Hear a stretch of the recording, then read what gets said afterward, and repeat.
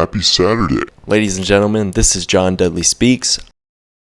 Michael Bolton. Man loves a woman.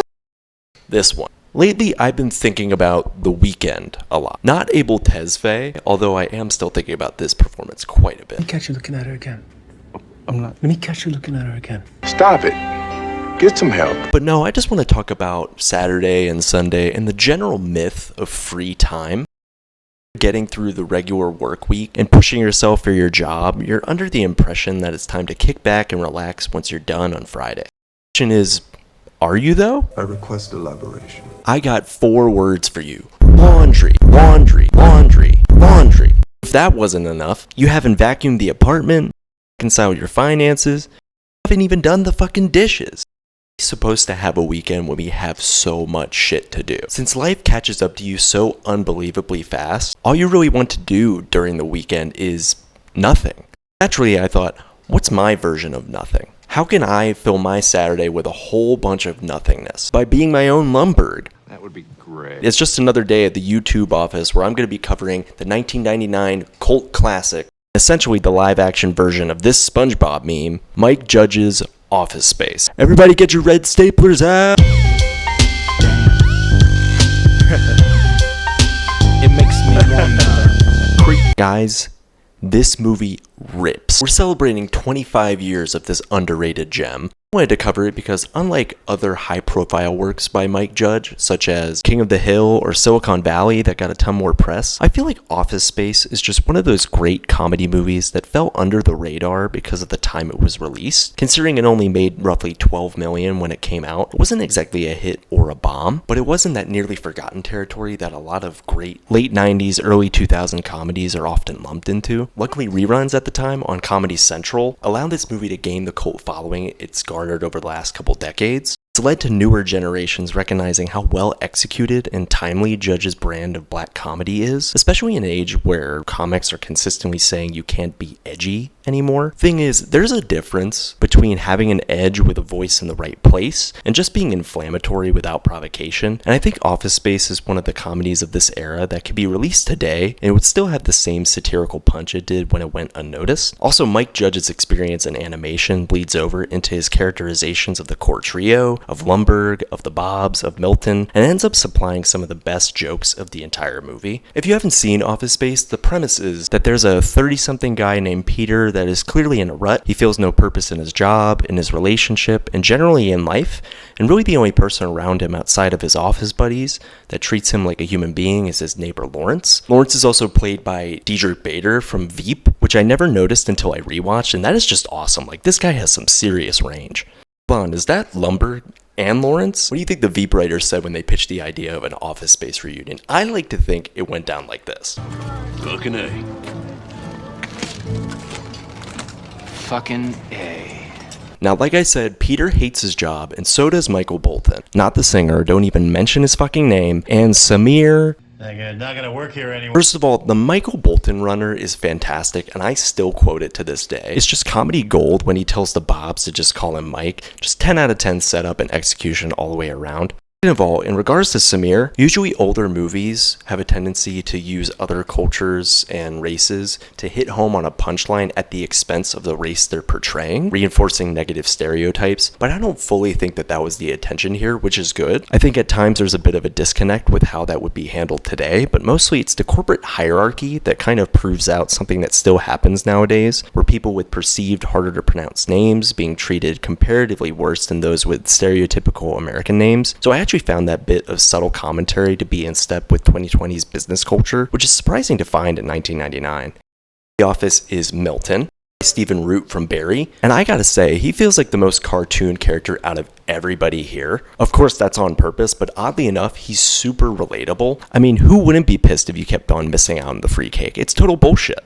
Okay, but last time I didn't receive a piece, and I was told that Just pass. Shut up, bitch! Now, I'm not saying it's time for you to burn your office down, but really it's these little interpersonal social interaction-based comedy bits where Mike Judge captures the cynicism that a monotonous lifestyle coupled with downgraded self-worth and anxiety about being devalued as a person that let Office Space shine as bright as it does.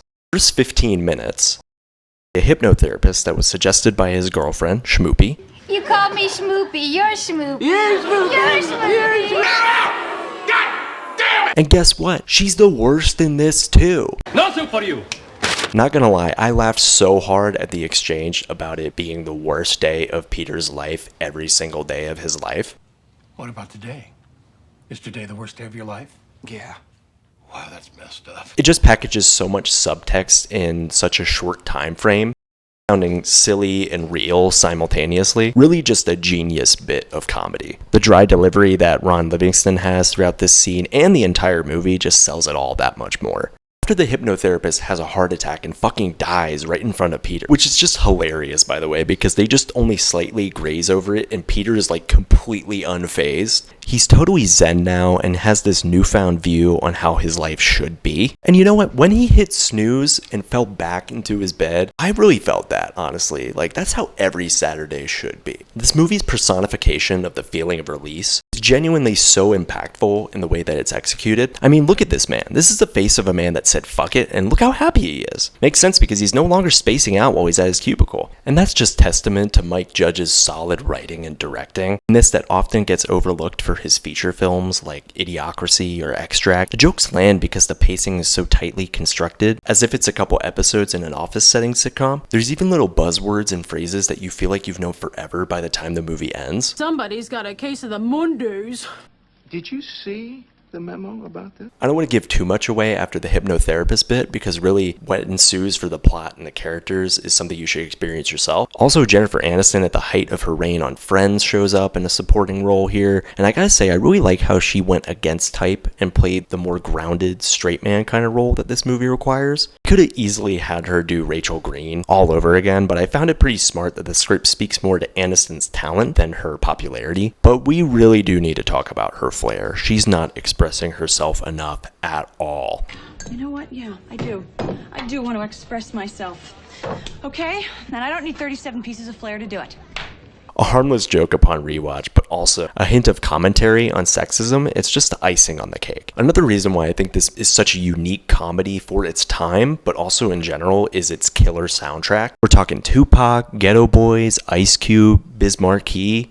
Literally any music that should not be played in an office setting, and that's gonna be here. It's fantastic. Every time I hear these songs on my own, I just die at the fact that this is the exact kind of music that Michael Bolton would be listening to while coding or dealing with spreadsheets, and that's just insanely funny because it's so real. You know how I know that? Because I'm that guy. My first job out of college, I'd be blasting DMX Rough Riders Anthem while I was just doing simple VLOOKUPs.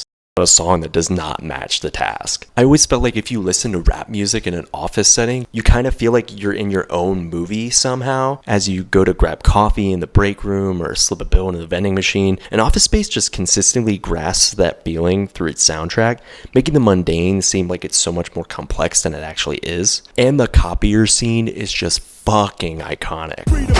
From the Ghetto Boys track, to Michael Bolton losing his shit, to the cold, shaky way it's shot like a hit in The Sopranos. It's a scene that just gets better and better with time. I low-key want to do this to like half of my electronics when they start running terribly, and that song still pops up in my head whenever I get that thought.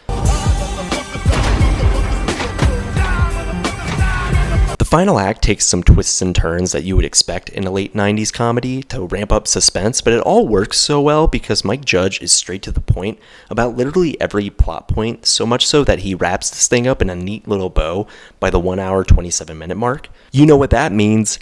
Tight 90. Not a second of this movie is wasted, and that's why it's still just such a certified classic. If you've ever worked in an office setting, if you ever had your desk moved 4 times, if you ever just played games on your computer to pass the time, we know you do. Stop lying. That man is playing Galaga. If any of those things have ever happened to you, I can't recommend this movie enough. Go stream it on Max. It'll be on there until Warner Brothers Discovery decides to sell the whole thing to Paramount, so watch while you can. Anyway, that's all I got. Please be sure to like, subscribe, follow me on Substack. There's a link below to my podcast as well.